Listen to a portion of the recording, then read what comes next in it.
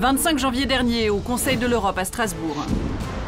À l'extérieur du bâtiment, quelques dizaines de manifestants kosovars.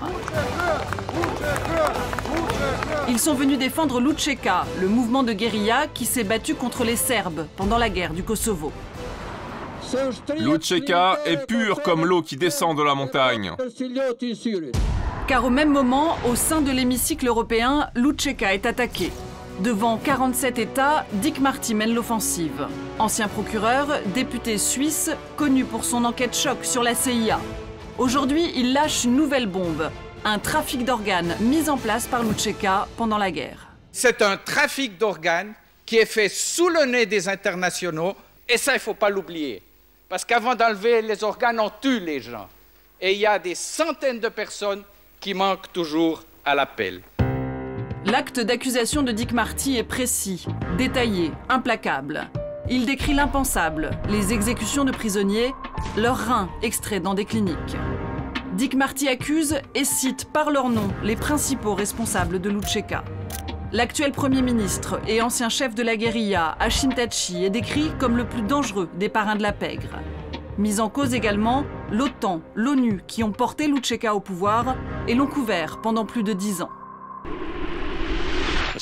Une des principales conclusions du rapport Marty, c'est qu'aux États-Unis comme en Europe, les institutions occidentales et leurs services secrets savaient très bien ce qui se passait et qu'elles n'ont rien fait pour empêcher ça.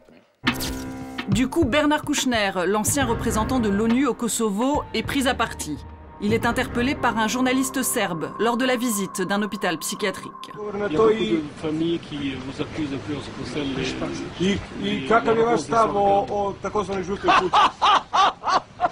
La vente des organes. Mais vous êtes malade, non? J'ai une tête à vendre des organes, moi.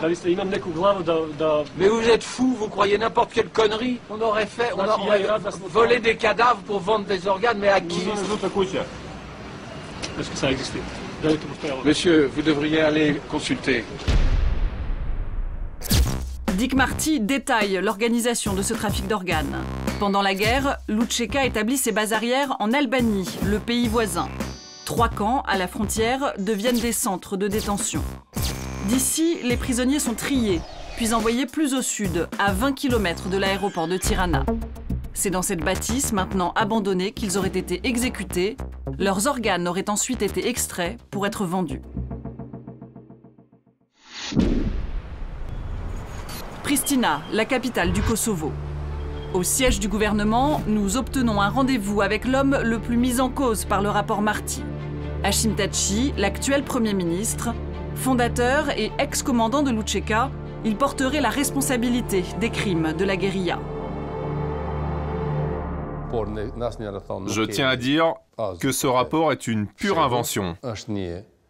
C'est tout simplement de la science-fiction. L'Učeka est le mouvement du peuple. Et bien entendu, il n'y a pas eu que des anges dans ses rangs. Il y a des gens qui ont mal utilisé son uniforme. Mais nous avons pris nos distances avec eux. Y avait-il des camps de détention de l'Učeka? Non, non. Connaissez-vous le camp de Tsaan? Non. Le camp de Kukes? Non plus. Pourtant, d'après Dick Marty, ces camps de l'Učeka ont bien existé et servi de première étape au trafic d'organes. Nous nous rendons à Tsaan, à une centaine de kilomètres de Pristina, au cœur des montagnes albanaises. Au bout d'un chemin de terre, nous arrivons devant une bâtisse occupée par un paysan. Contrairement à ce que nous a dit le Premier ministre, Avdi Ibishi nous confirme que des soldats de l'Učeka avaient bien leur base ici pendant la guerre. Ça leur servait à transporter les blessés. Il y en avait beaucoup. Les soldats dormaient ici, dans cette pièce. Il y en avait partout. Ils ont laissé tout ça aussi. Tout ça, c'est à l'Učeka. Regardez. Je sais pas quoi en faire. L'Učeka est resté sur place pendant 2 ans.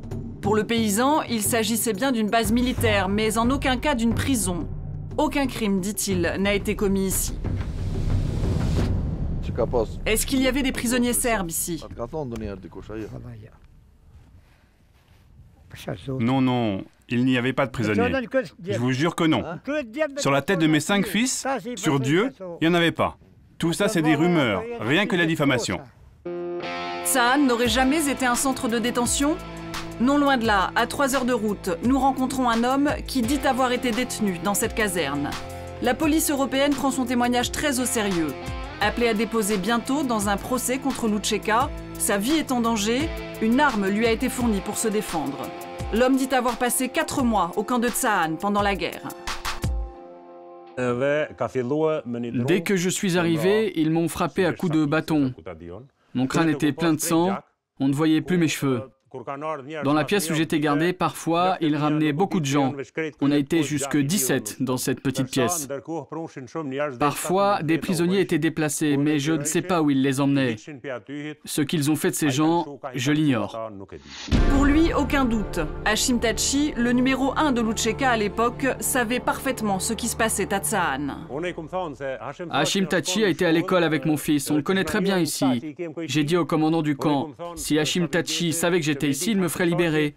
Le commandant m'a répondu, t'inquiète pas, Hashim sait très bien ce qui se passe. L'homme a survécu et peut raconter son histoire.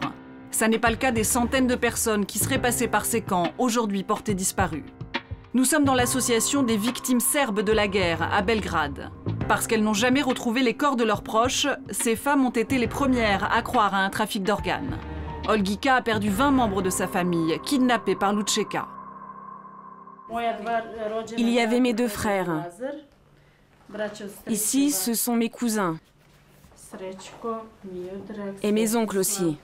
Ils ont tous été enlevés la même nuit en juillet 98, quand Lucheka a attaqué mon village. Longtemps, les Serbes, considérés comme les bourreaux du Kosovo, n'ont pas pu parler de leurs propres victimes. Aujourd'hui, le rapport Marti leur permet d'affirmer que des exactions ont été commises des 2 côtés. Dick Marty représente une institution importante. Le Conseil de l'Europe, c'est un vrai symbole. Je suis contente d'avoir persévéré dans cette lutte. Aujourd'hui, nos souffrances portent enfin leurs fruits. Pour la vérité, en hommage à nos chers disparus. Le rapport Marti n'est qu'un début.